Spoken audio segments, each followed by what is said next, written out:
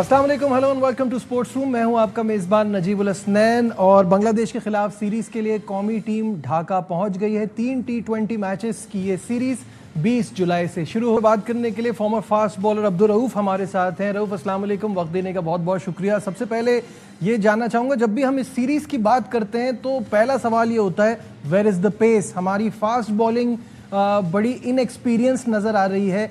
दो fast bowlers का तो हमारे डेब्यू हो रहा है, अहमद दानियाल और सलमान मिर्ज़ा का, लेकिन on the other hand Bangladesh के पास उनकी बॉलिंग में काफ़ी एक्सपीरियंस है।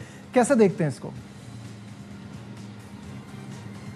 देखिए, मेरा ख्याल है कि जो पाकिस्तान जब फास्ट बॉलिंग का आपका टेस्ट तो बेसिकली उस टाइम पे होता है कि अगर आप टेस्ट क्रिकेट खेल रहे हो, जिस तरह आपके सामने है कि इंग्लैंड और इंडिया की सीरीज हो रही है, फास्ट बॉलिंग का कंपटीशन आपको नजर आ रहा है दोनों जाने से। फिर ऑस्ट्रेलिया और वेस्ट इंडीज की सीरीज हो रही है, फिर साउथ अफ्रीका और ऑस्ट्रेलिया का टेस्ट चैंपियनशिप का फाइनल हुआ है।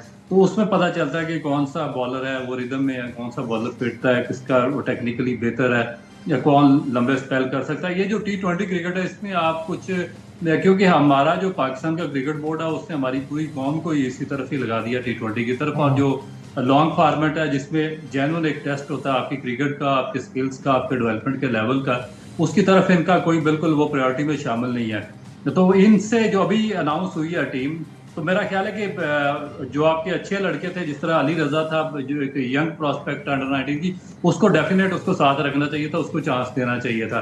बाकी जो अब्बास अफरीदी है वो तो सीजनल प्लेयर है, काफी अरसे से खेल रहे हैं। मगर एक और सरप्राइज एक्सक्लूजन हुआ है क्योंकि आकिफ जावेद ने बड़ा एक्स्ट्रा ऑर्डिनरी परफॉर्म किया था न्यूजीलैंड में, और उसकी अपनी जो पेस थी वो भी बहुत अच्छी थी, लाइन एंड लेंथ भी अच्छी थी और उसने बहुत इंप्रेस किया था, उसको डिस्कार्ड किया है। तो आप देखते हैं कि जो नए लड़के इन्होंने शामिल किया वो किस हद तक वहां पर रिजल्ट प्रोड्यूस करेंगे। अच्छा, अहमद दानियाल की सिलेक्शन पे बहुत ज़्यादा सवाल उठ रहे हैं। उन्होंने खुद भी एक जगह कहीं कहा है कि मैं खुद भी एक्सपेक्ट नहीं कर रहा था कि मेरी सिलेक्शन हो जाएगी। और वसीम जूनियर को इनकी जगह क्या आपको नहीं लगता टीम का हिस्सा बनाना चाहिए था? देखिए, जब आप शार्ट फॉर्मेट खेल रहे होंगे तो फिर ये पाकिस्तान की जो सिलेक्शन कमेटी है, क्रिकेट बोर्ड है और उस पर जो डिफरेंट लॉबीज काम करती हैं, उनके लिए बड़ा आसान हो जाता है कि अपने अपने जो फेवरेट जो प्लेयर्स हैं उनको पाकिस्तान टीम का हिस्सा बनाया जाए। क्योंकि इसमें इतना ज्यादा स्ट्रगल तो करनी नहीं पड़ती, क्योंकि अगर ये लोग अपना कोई प्लेयर या किसी लॉबिंग के साथ टेस्ट क्रिकेट का हिस्सा बना दे या वनडे का, तो वो एक ही मैच के बाद वो बहुत बुरी तरह अब पब्लिक के सामने एक्सपोज हो जाएगा। मगर T20 क्योंकि एक डिफरेंट शॉर्ट फॉर्मेट है और इसमें थोड़ा सा सर्वाइवल का मौका मिल जाता है, और आपको ये भी फिर एक मौका मिल जाता है कि आप अपने अपने लॉबी के प्लेयर्स को इंडल्ज कर दें टीम के अंदर। तो फिर ये एक फेवरेट प्लेटफॉर्म बन गया पाकिस्तान की सिलेक्टर्स का, पाकिस्तान में जो डिफरेंट लॉबीज काम करती हैं उनका, और फिर जो उनके पीछे लोग काम करते हैं उनका। तो मेरा ख्याल है कि इस चीज़ को देखना पड़ेगा थोड़ा। बिल्कुल सही है।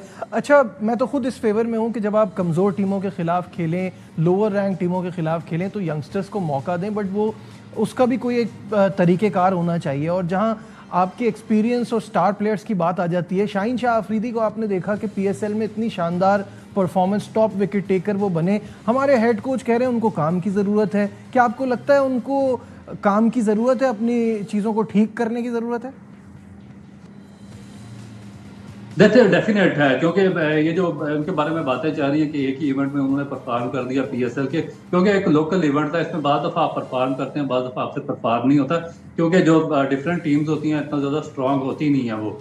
मगर असल चीज़ ये है कि आप जब इंटरनेशनल क्रिकेट खेलते हैं तो उसमें जो स्ट्रांग टीम्स हैं उसके खिलाफ आपकी परफॉर्मेंस क्या है। तो हमारा ये जो फास्ट बॉलिंग अटैक है ये बड़े लंबे अरसे से स्ट्रगल कर रहा है। एक तो अपनी इंजरीज की वजह से स्ट्रगल कर रहा है, फिर इंजरीज के बाद जब इनका रिहेबिलिटेशन प्रोसेस स्टार्ट हुआ और उसके बाद दोबारा कम बैक किया, तो ये जितने भी फास्ट बॉलर थे इनकी पेस भी कट ऑफ हो चुकी थी, और कोई भी एक ऐसा इवेंट नहीं था जो कि इन्होंने स्ट्रांग टीम के खिलाफ पाकिस्तान को कोई मैच जितवाया हो।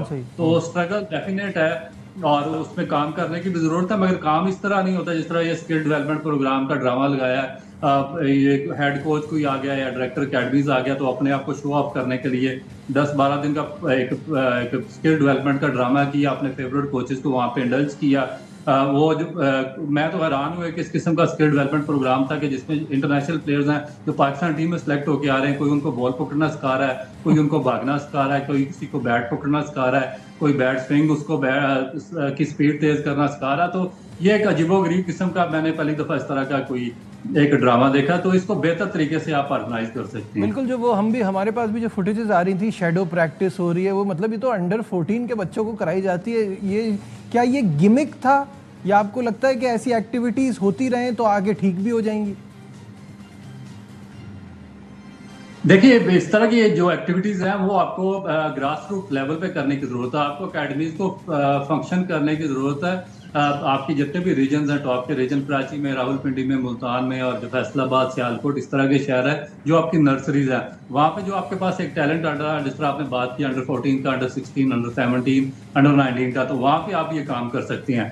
जब कोई बंदा पाकिस्तान टीम के अंदर आ जाता है तो फिर उसको आप इस तरह के ड्रामे की जरूरत नहीं होती। मैं आपको मिसाल देता हूँ कि बाबर आजम अब 11 साल पाकिस्तान से खेल चुका है और दुनिया के जो टफेस्ट बॉलिंग अटैक है उनका सामना कर चुका है, टफेस्ट बॉलर्स को फेस कर चुका है, स्कोर भी कर चुका है। अब जो उसके इश्यूज हैं वो साइकोलॉजिकल इश्यूज हैं, वो ये इश्यूज नहीं है टेक्निकल इश्यूज जिसको ये हैंडल करने की कोशिश कर रहे हैं। इसी वजह से जब आपके जो, मैं इसीलिए बात करता हूँ कि आपके पास जब स्पोर्ट्स एजुकेशन नहीं होगी, इलिटरेसी प्रिवेल करेगी पाकिस्तान क्रिकेट बोर्ड के अंदर, उनके कोचिंग स्टाफ और मैनेजमेंट के अंदर, तो फिर आप बाबर आजम को भी बैट पकड़ना सिखाएंगे, बाबर आजम को भी बैट स्विंग करना सिखाएंगे, बाबर आजम की भी टेक्निक और रिजवान की भी टेक्निक पे आप काम करना शुरू कर देंगे, और शाहीन अफरीदी की जो उसको भी बॉल पकड़ना और उसको भागना सिखाना शुरू कर देंगे। तो ये एक मजे का केस अमल है, ये दुनिया में कहीं भी इस तरीके से क्रिकेट कोचिंग नहीं होती।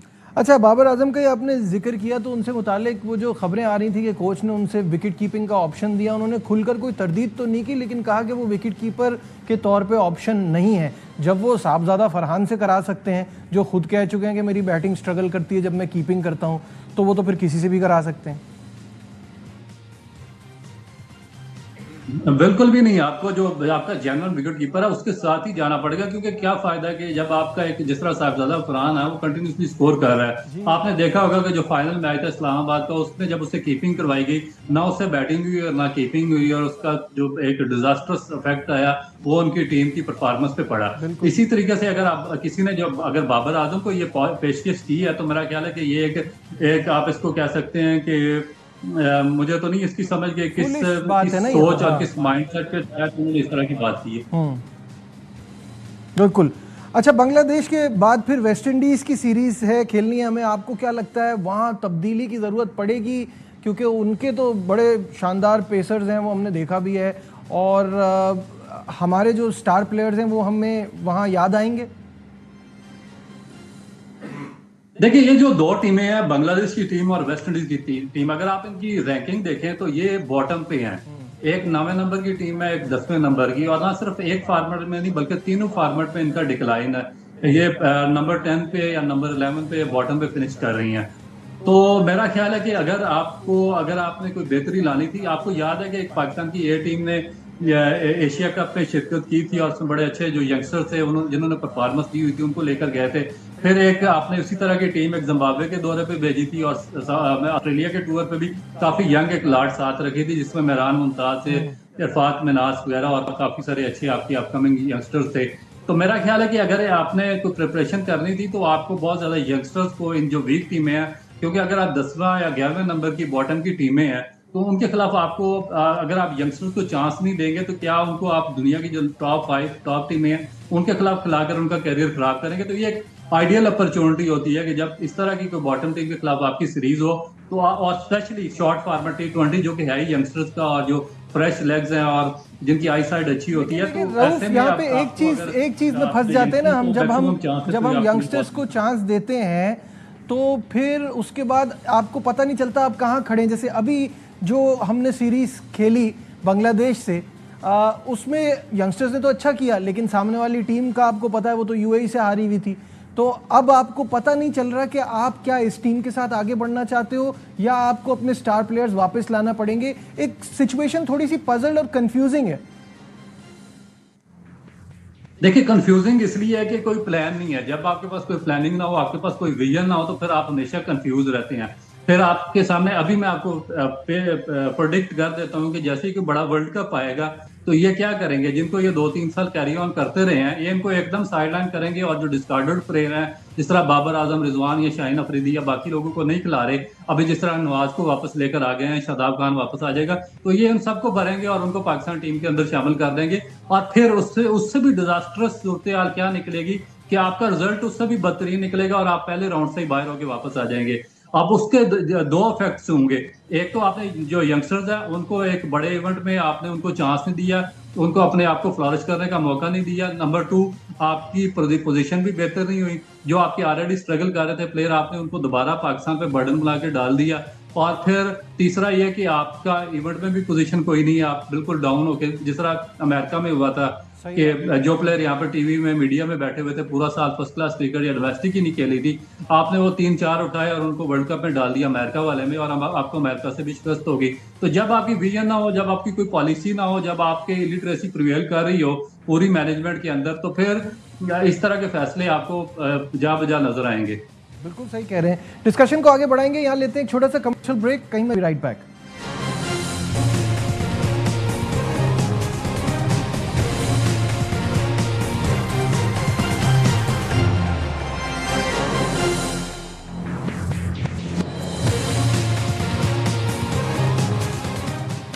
Glad to have you back once again to Sports Room। नाज़रीन, आपको यहाँ ये बताएं कि आईसीसी का अहम इजलास कल से सिंगापुर में शुरू होगा। 2028 के लॉस एंजलिस ओलंपिक्स मुकाबलों में क्रिकेट उसका हिस्सा बनेगा, लेकिन टीमें किस बुनियाद पे शामिल की जाएंगी? अब्दुल रऊफ तो हमारे साथ हैं ही, अभी हमें ज्वाइन किया स्पोर्ट्स कॉरेस्पॉन्डेंट शाहिद हाशमी साहब ने। शाहिद साहब, ये कल से जो इजलास हो रहा है इसमें सबकी नज़रें इस बात पे हैं कि एक तो ये बड़ी एक्साइटिंग बात है, क्रिकेट के लिए बड़ा ज़बरदस्त है, ओलंपिक्स में क्रिकेट T20 फॉर्मेट में शामिल हो रही है, लेकिन वो जो 6 टीमें उनका फैसला किस बुनियाद पे होगा? देखिए, मेरे हिसाब से ये माइनर इशू है, इसलिए कि अभी 3 साल हैं ओलंपिक्स होने में जी। जो वाज़ेह इशारे नजर आ रहे हैं वो यही होगा कि टॉप रैंकिंग में जो 6 टीमें होंगी उनको लिया जाएगा, लेकिन एक तजवीज ये भी है कि एशिया से 2 या 3 टीमें, उसमें पाकिस्तान 3 टीमों में तो आ सकता है, टॉप 2 में पाकिस्तान शायद ना आए, इसलिए कि रैंकिंग अच्छी नहीं है। एक टीम यूरोप से, जाहिर है वो इंग्लैंड हो जाएगी, 2 टीमें ओशियाना जहां से ऑस्ट्रेलिया और न्यूजीलैंड आएंगी, और एक टीम अफ्रीका से।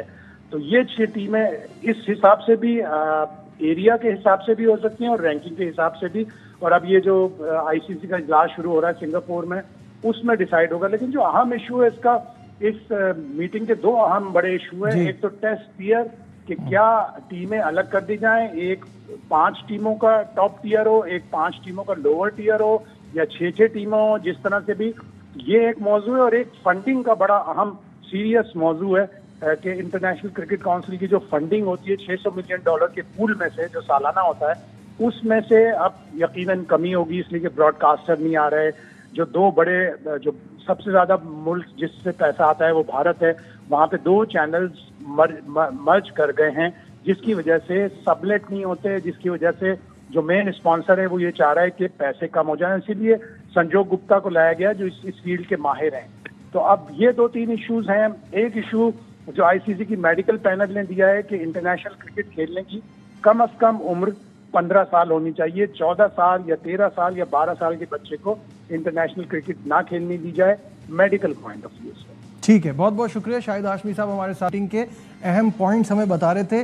रऊफ, जो ये बात तो ठीक है कि अभी इसमें बहुत टाइम बाकी है। T20 फॉर्मेट में 6 टीमें, रैंकिंग के लिए भी एक कट ऑफ टाइम दिया जाएगा, और अगर इस हिसाब से होता है कि लोकेशन के हिसाब से टीमें शामिल होती हैं, वो भी एक अलग चीज़ है। लेकिन जो दूसरा टॉपिक शाहिद साहब ने रेस किया, उस पर मैं आपसे बात भी करना चाहूँगा। अभी ऑस्ट्रेलिया ने वेस्ट इंडीज़ को 27 रन पर आउट किया। जब पाकिस्तान ऑस्ट्रेलिया जाती है, रिटन ऑन द वॉल होता है कि रिजल्ट 3-0 ही होगा। कहने का मतलब है कि 2 टियर जो है वो टेस्ट क्रिकेट को और अच्छा बना देगा, जिसमें रेलीगेशन का सिस्टम हो, और जो टॉप की 5 टीमें हैं वो आपस में खेलें और बॉटम की 5 टीमें आपस में खेलें, और रेलीगेशन के लिए सबकी नज़रें उस एक चीज़ पर लगी हों। क्या सोचते हैं आप? देखिए, मेरा ख्याल है कि ये चीज़ होनी चाहिए थी, और ये इस वक्त भी ज़रूरत है, क्योंकि डेफिनेट आईसीसी आपको फंडिंग दे रहा है जितने भी क्रिकेट प्लेइंग नेशंस हैं, और ये एफिलिएटेड है इंटरनेशनल क्रिकेट काउंसिल से। तो उसका मकसद यही होता है कि आप अपने डेवलपमेंट पे, जो अपना ग्रास रूट स्ट्रक्चर है उसको स्ट्रॉन्ग करें और उस पर इन्वेस्ट करें। अब बाज़ बोर्ड्स ऐसे हैं कि जिनकी प्रायोरिटी में ये टेस्ट क्रिकेट या लॉन्ग फॉर्मेट शामिल ही नहीं है। उसमें आप देखिए वेस्ट इंडीज़ की जो पोजीशन है वो बहुत ज़्यादा डाउन है, 27 पे आउट हुए हैं और अभी से वो वहाँ पे वेस्ट इंडियन क्रिकेट बोर्ड में आवाज़ें उठना शुरू हो गई हैं। उन्होंने एक अर्जेंट एमरजेंसी मीटिंग कॉल की है जिसमें फार्मर उनके जो ग्रेड्स हैं उनको शामिल किया गया और जो डैरन सैमी को बहुत ज़्यादा इख्तियारात दिए गए थे उस पर बहुत ज़्यादा उनको तनकीद का निशाना बनाया गया और उनसे कहा गया कि इनसे सारे इख्तियारात वापस लें और जो एयर लोग हैं उनके हवाले करें। इसी तरह जो दूसरा कंट्री है बांग्लादेश है, बांग्लादेश की रैंकिंग भी काफ़ी अरसे से बहुत ज़्यादा डाउनफॉल का शिकार है और उसकी भी कोई जो डेवलपमेंट प्रोसेस था वो उस तरीके से हो नहीं रहा जिस तरह आईसीसी चाहती है। इसी तरह जो तीसरा पाकिस्तान क्रिकेट बोर्ड भी उसी तरफ जा रहा है, क्योंकि अगर आप पाकिस्तान की टेस्ट सीरीज और प्रिपरेशन देखें तो अभी हमने 2 या 3 टेस्ट मैचेस खेले हैं वेस्ट इंडीज के खिलाफ और उसके बाद साल के आखिर पे हमारे 1 या 2 टेस्ट मैचेस होंगे और हमारा पूरा कैलेंडराइज्ड सिस्टम खत्म हो जाएगा। हम वर्ल्ड टेस्ट चैंपियनशिप के जो फाइनल क्वालिफाइंग रेस होती है पहली सीरीज में ही उसमें से हम बाहर हो जाते हैं, इसीलिए हमारी कोई प्रिपरेशन नहीं होती। हमारा फर्स्ट क्लास स्ट्रक्चर बार बार चेंज करके उसको एक रोलिंग स्टोन बना दिया गया और जो हमारे इन एलिजिबल और इनकम्पिटेंट लोग हैं वो पाकिस्तान क्रिकेट के जो हेल्म ऑफ अफेयर्स हैं उसको डील कर रहे हैं डोमेस्टिक के और उसको एक दुनिया भर में मजाक का निशाना बना दिया गया जिसकी वजह से आपकी टेस्ट स्टेटस है बिल्कुल नीचे चला गया। और अगर आप ये 2 पूल खड़े हैं जिसमें रेलीगेशन है 5 जो नीचे से क्वालिफाई करेगा टॉप 5 में जाएगा, इसमें पाकिस्तान को बहुत ही ज्यादा इसमें नुकसान उठाना पड़ेगा क्योंकि इसमें से फिर जो नीचे वाला 5 का पूल होगा उसमें से ऊपर आना क्वालिफाई करना एक बहुत ही नामुमकिन और मुश्किल तरीन टास्क होगा। बहुत बहुत शुक्रिया अब्दुल रऊफ हमारे साथ थे और सारे इंपॉर्टेंट इश्यूज पर अपना ओपिनियन दे रहे थे। आज के प्रोग्राम में बस इतना ही। दीजिए अपने मेजबान नजीबुल हसनैन को इजाजत। अपना बहुत ख्याल रखिए। अल्लाह हाफिज।